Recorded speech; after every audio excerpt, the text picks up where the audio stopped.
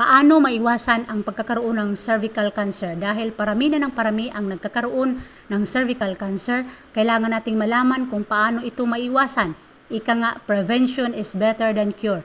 Ito ang mga bagay na makatulong upang mabawasan ang tsansa ng pagkakaroon ng cervical cancer. Number 1, palagi ang pagpapakonsulta. Kailangan na regular ang papapakonsulta sa doktor at pagpapaeksamin upang malaman kaagad kung may sintomas ng cervical cancer. Sa ganung paraan, maagapan ang paglala ng karamdaman at magagamot ito agad.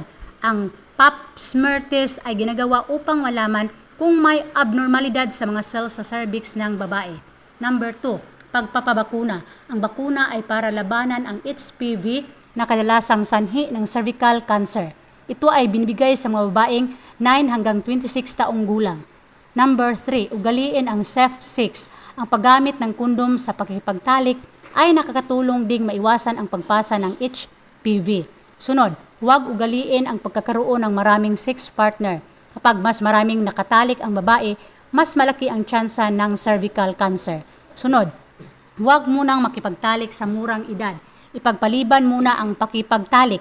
Huwag mamadali sa bagay na ito. Kapag mas maagang nakipagtalik ang babae, mas may posibilidad na magkaroon siya ng cervical cancer. Sunod, iwasan ang paninigarilyo.